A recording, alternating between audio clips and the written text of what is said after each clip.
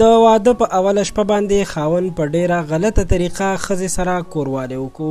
ښځې سره یې څه وکړل دا ټوله واقعه او د دې په باره کې معلومات په خپلو سترګو په دې ویډیو کې وګورئ چې تاسو داسې غلطي د واده په شپه هیڅکله هم ونه کړئ. قدرمنو ملګرو، عموما چې د واده شپه وي نو د واده هلک ډیر زیات خوشحاله وي. اگر که جینۍ به هم خوشحاله وي خو جینۍ په خوله باندې دا اظهار نه کوي، بیا هم په سترګو کې خفګان ظاهروي چې یو بل کور ته ځي. خو هلک بیا ډیر خوشحاله وي او په دې خوشحالۍ کې هغه دا فکر کوي چې خپلې میرمنې یعنې ښځې سره به په دې طریقه کوروالی کوم یا به په دې طریقه کوم، او په ذهن کې یو قسم دنیا جوړوي. کله چې د واده اوله شپه وي نو زیات هلکان دا فکر نه کوي چې د واده په اولو ورځو کې ښځې ته د کوروالی کولو کې ډیر زیات تکلیف وي، نو هغې سره ډیر زیات احتیاط کول پکار دي او هسې نه چې په کوروالی کولو سره د هغې دننه زخم پیدا شي او بیا تاسو ته نور مشکلات پیدا شي. ډیر خلک داسې هم کوي چې د واده په شپه باندې د دوايانو استعمال کوي چې خپل ټایمینګ زیات کړي او د دې نه مطلب دا وي چې خپل ښځې ته ځان قوي وښیي، ځکه چې ډیر خلک دا فکر کوي چې په ښځه باندې په لومبۍ شپه خپل روب داب اچول پکار دي.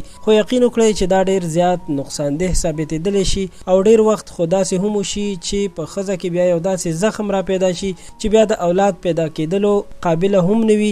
او ډیر نور هلکان داسې عادتونه هم کوي چې د انګریزانو عادتونه دي او دوی یې خرابو فلمونو کتلو سره ذهن کې راولي او د هغې نه چل زده کوي، بیا فکر کوي چې د واده په شپه باندې به مې زه هم ښځې سره داسې کوروالی کوم. نو په یاد ولرئ چې داسې هیڅکله هم مه کوئ، ځکه چې تاسو څه لیدلي دي هغه یو فلمي دنیا وي.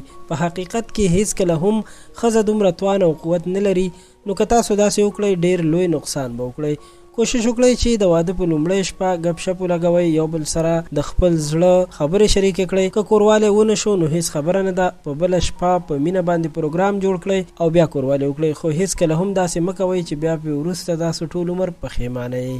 قدرمنو، غوښتل مو چې دا معلومات تر تاسو در ورسوم ځکه چې دا ډیر ضروري معلومات و. امید لرم چې ستاسو به دا ویډیو خوښه شوې وي. زموږ چینل پښتو پوسټ در سره خامخا سبسکرایب کړئ. ډیره مننه.